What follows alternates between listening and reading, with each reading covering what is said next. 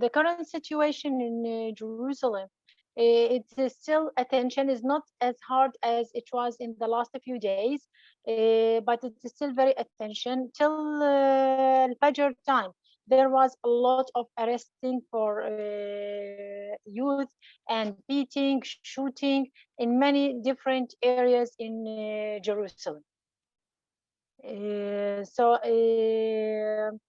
The situation, especially for Al-Aqsa Mosque, is very dangerous.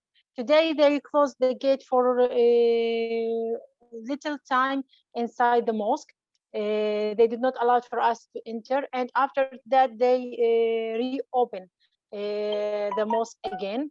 Of course, all what happened in the last few days, it starts from the beginning of Ramadan, but it's a continuous issue, which is that the Zionists want to control Al-Aqsa Mosque and want to demolish Al-Aqsa Mosque and to build instead a temple in the place of Al-Aqsa Mosque. This is the goal for them, and they are working hard for that with media, with going to speaking with a lot of media in the whole world, like if we are taking their own holy place, and that if we are the one that does not allow for them to have freedom of religion. So they are using media in a very, very strong way to put a narrative which is completely different than the fact.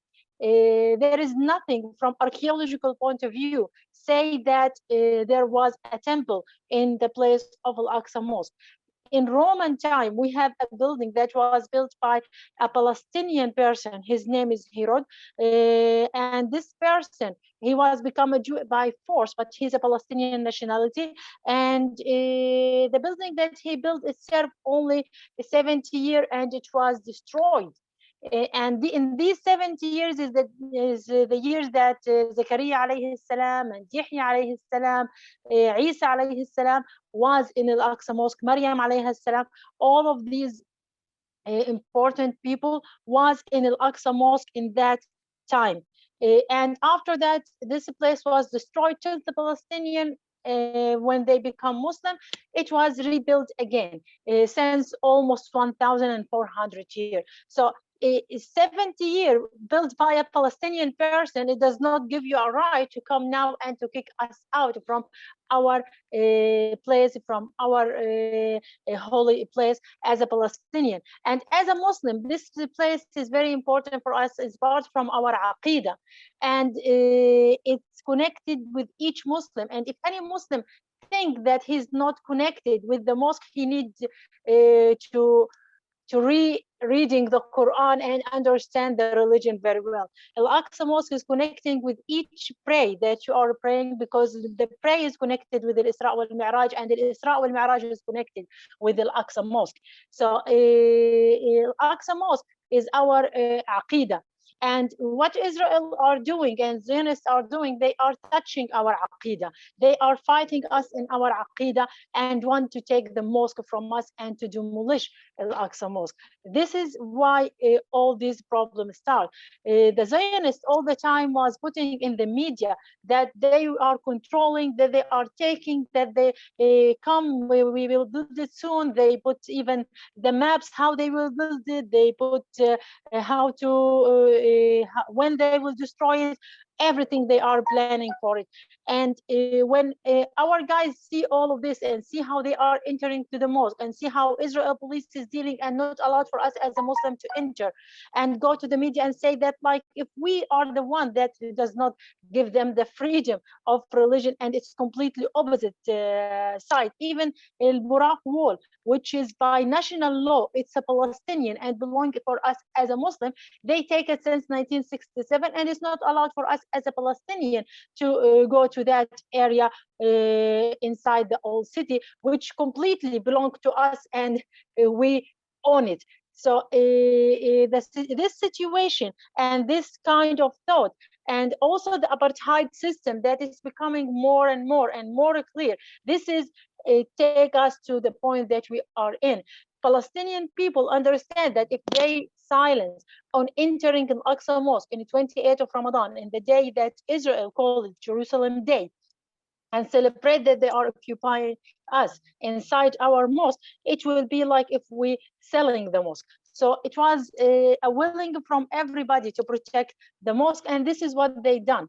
And alhamdulillah, we was succeed as a Jerusalem people not to allow for the Zionists to enter inside Al Aqsa Mosque in that day. Of course, this is when you touch the Aqidah, is not only Jerusalem people are touched. So it started in all over Palestine, historical Palestine, and for the first time, we are seeing that the land of that was occupied in 1948, and you know, in 1948, they occupied the majority of Palestine, and they kicked out the Palestinian who are living there. It is stay few of us inside our land that was occupied in 1948, and with time they increased their number. And now when they see even that they have Israel passport, and some of them even go to Israel military, when it's become touch the Aqsa Mosque directly, and they start to understand what is happening, we see that in all these cities, in Akka, in Yafa, in Nazareth, in Lud, all the city start protesting for Al Aqsa Mosque. And one of the settler in Lud city, he shoot a Palestinian there without any reason, and he was killed.